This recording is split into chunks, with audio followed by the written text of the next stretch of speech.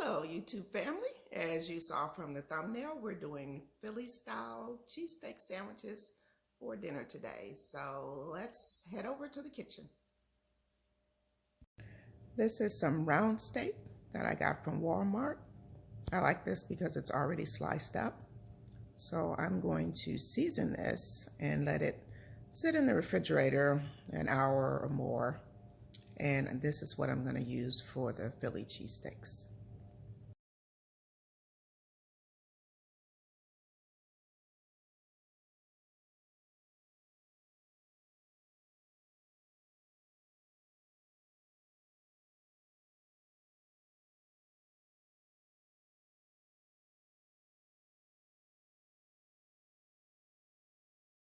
As I mentioned, this step is optional.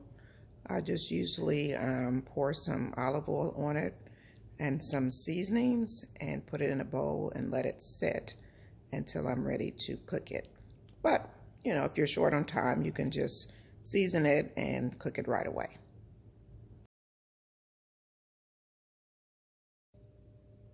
In case any of you were interested, this was a pound of meat, and again, it was ground round from Walmart, which, you know, round is a pretty basic cut. But anyway, I'm going to go in now, like I mentioned, and just add some oil to it. This will actually help to tenderize it. But again, if you're out of time, if you're running out of time, you don't have to worry about that. Okay, I'm gonna hit some pepper. I'll show that pepper. Hit it very generously because beef does need seasoning, especially a basic cut of beef like this. I'm gonna hit it with some salt. And you can always add some more, of course, once you're ready to make your sandwiches.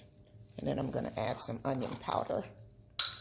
And I will probably use all of this because I'm just about out of it.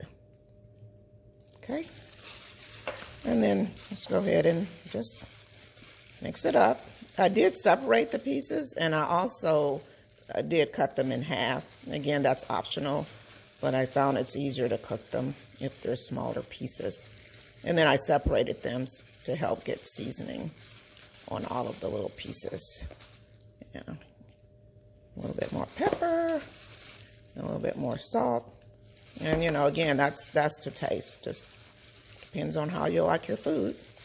So that's good enough. So I'm going to cover this with some saran wrap and then just put it in the refrigerator until we're ready to have dinner. Okay, got it covered with saran wrap. So I'm going to take it over to the refrigerator and we'll put it in there, as I said, until dinner time.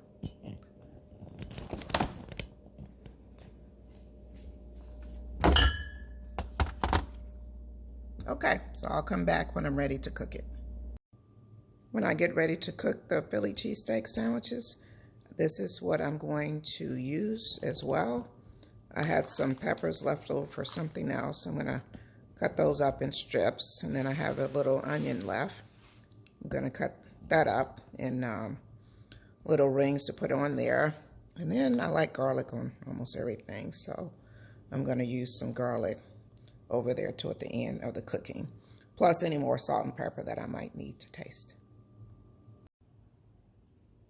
Okay, it's been about 3 hours, so I'm going to start slicing up the vegetables, and then we will cook the meat up and add these vegetables until they're softened and make our Philly cheesesteak sandwiches. So I will be back after I've cut up the vegetables.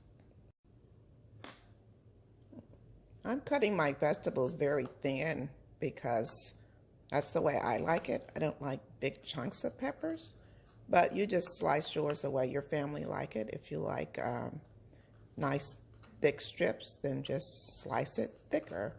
And if your family doesn't like peppers at all, you can just skip that and then do the onions. So that's about a quarter of a red pepper and a quarter of a green pepper. And whenever I'm doing vegetables, I always go ahead and season the vegetables separately because vegetables basically don't have that much taste, and I don't want it to take away from the meat. Like when you bite into it, you get some blandness. So I usually just season my vegetables to add some, make sure they have some flavor and don't take away from the dish. Okay, I sliced up a little bit of onion. In my family, we don't really like onion, so we like the flavor of it, but we don't like to eat it. So I left it in big chunks, so I'll cook the meat with it, but then I'll probably take it out when we make our sandwiches. And then I have a clove of garlic that I'll put in there when everything's almost finished. When I'm cooking, I usually go ahead and put the oven on 170. That's the temperature you can keep food at, and it'll keep it warm, but it won't continue cooking. And that way, if everything's not ready at the same time, I just start putting it in the oven as it's ready, and I don't have to worry about trying to get everything ready at exactly the same time. I'm going to go ahead and start heating up my skillet for the meat, and let's go with kind of a medium high. And I've got some oil here. I'll add just a little bit, but since we did put oil on the meat to marinate it, I don't think I'll need that much oil. And then I have this large skillet over here that I'm going to toast the buns on, put some butter in there and then toast the buns on it. And then I'm gonna make some French fries to go with it with my Fry Daddy. And I have some beans that I made earlier this week, and that'll round out the meal. So I did go ahead and put a little bit of oil in there, so here we go. So that's nice and hot. That's what you want. Nice sizzle when you put it in there. And this will cook pretty fast. Once it gets a little brown, then I'll go ahead and add the onions and peppers.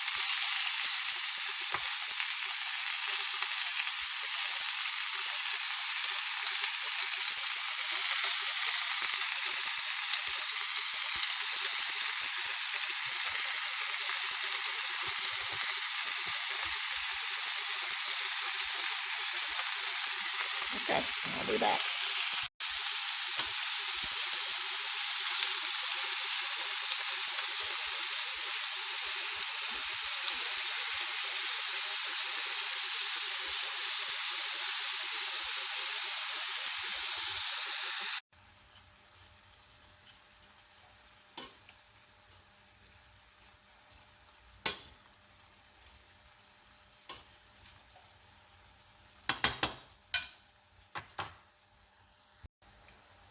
You can see here with the meat why you don't really need to add too much oil, because once you put the vegetables in there, they kind of release some of their liquid, so you don't really have to worry about it sticking to the pan. I just tasted it and it still needs some more seasoning, and you saw how much seasoning we put in when we put it in the refrigerator, but that's just the nature of beef. It needs a lot of seasoning when you have just a simple cut of beef like this. So I'm just adding a little more salt and pepper, and I'll throw in a little bit more onion powder. So always taste your food before you serve it. Make sure it's seasoned correctly to whatever taste you like. Here's the French fries I'm using, just the Ore-Ida. I usually get the extra crispy, but they didn't have it this time.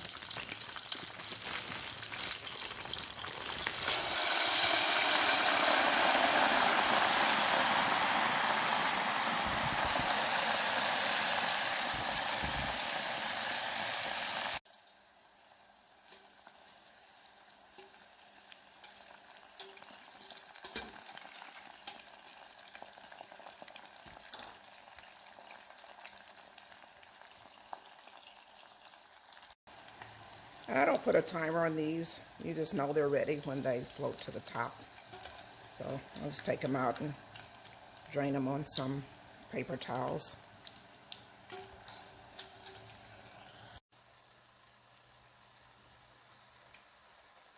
And our butter is melted, so I'm going to go ahead and put the rolls in there so they can get a little crisp up on the bottom. I did go ahead and add some provolone cheese to ours, and I'm going to put it in the oven, and that cheese will just kind of melt while I'm setting the table. And then these are the toasted buns. So I have everything in the oven while I'm setting the table, and at 170 you can also just put your dinner plates in there also if they're glass.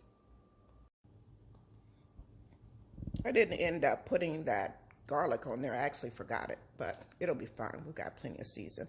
Now on our sandwich, we actually like this, so I'm actually going to put some of this on the bread before I put the meat on it. And then we also like these banana peppers on there. But the nice thing is when you're fixing it yourself, you can fix it exactly the way you want it.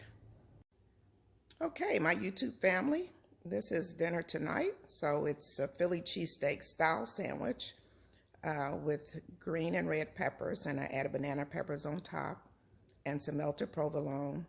It's some beans that I made in the crock pot with smoked turkey, French fries, and then we're having water.